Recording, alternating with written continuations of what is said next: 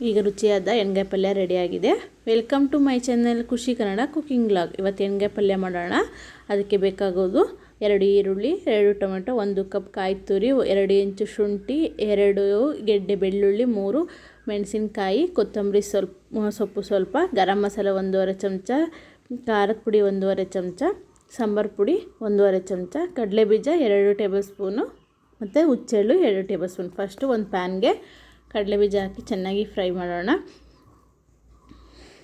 ಚೆನ್ನಾಗಿ ಫ್ರೈ ಆದಮೇಲೆ ಒಂದು ಪಾತ್ರೆಗೆ ತೆಗೆದಿಟ್ಕೊಂಡು ನೆಕ್ಸ್ಟು ಅದಕ್ಕೆ ಆ ಪಾತ್ರೆಗೆ ಹುಚ್ಚೆಳ್ಳು 2 ಟೇಬಲ್ ಸ್ಪೂನ್ ಹಾಕಿ ಚೆನ್ನಾಗಿ ಫ್ರೈ ಮಾಡೋಣ.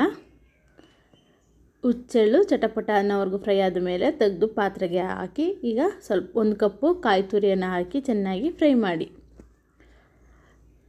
ನೋಡಿ, ಈಗ ಫ್ರೈ ಆದ ಎಲ್ಲ ಪದಾರ್ಥಗಳನ್ನು ಮಿಕ್ಸಿ ಜಾರ್ಗೆ ಹಾಕ್ಕೊಂಡು ಅದಕ್ಕೆ 2 ಈರುಳ್ಳಿ, 2 ಟೊಮೊಟೊ, 3 ಹಸಿಮೆಣಸಿನ್ಕಾಯಿ, 2 ಇಂಚಿನಷ್ಟು ಶುಂಠಿ, 2 ಗೆಡ್ಡೆ ಬೆಳ್ಳುಳ್ಳಿ, ಸ್ವಲ್ಪ ಕೊತ್ತಂಬರಿ ಸೊಪ್ಪು.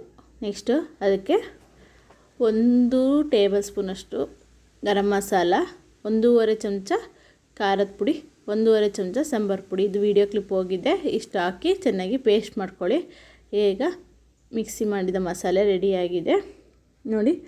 ಈಗ ಇದಕ್ಕೆ ಒಂದು ಸೈಡು ಪಾತ್ರೆ ಕಾಯಕ್ಕಿಟ್ಟು ಅದಕ್ಕೆ ಎಣ್ಣೆಯನ್ನು 3ರಿಂದ 4 ಟೇಬಲ್ ಸ್ಪೂನಷ್ಟು ಎಣ್ಣೆಯನ್ನು ಹಾಕಿ, ಎಣ್ಣೆ ಕಾದ ಮೇಲೆ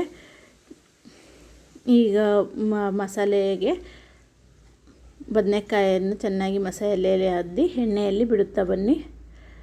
ಒಂದೊಂದಾಗೆ ಮಸಾಲೆನ ಅದ್ದಿ ಬಿಡ್ತಾ ಬನ್ನಿ. ನೆಕ್ಸ್ಟ್ ಈಗ ಎಲ್ಲನೂ ಆದ ಮೇಲೆ ಚೆನ್ನಾಗಿ ಮಿಕ್ಸ್ ಮಾಡಿಕೊಂಡು ನೋಡಿ ಯಾವ ಥರ ಕಾಣಿಸ್ತಿದೆ. ತುಂಬ ಚೆನ್ನಾಗಿದೆ, ಗ್ರೇವಿ ಟೆಕ್ಸ್ಚರ್ ತುಂಬ ಚೆನ್ನಾಗಿ ಕಾಣಿಸ್ತಿದೆ. ಈಗ ಇದಕ್ಕೆ ಉಳಿದ ಮಸಾಲೆಗೆ ನೀರನ್ನು ಹಾಕಿ ಬೇಯ್ತಿರೋ ಮಸಾಲೆಗೆ ಹಾಕಿ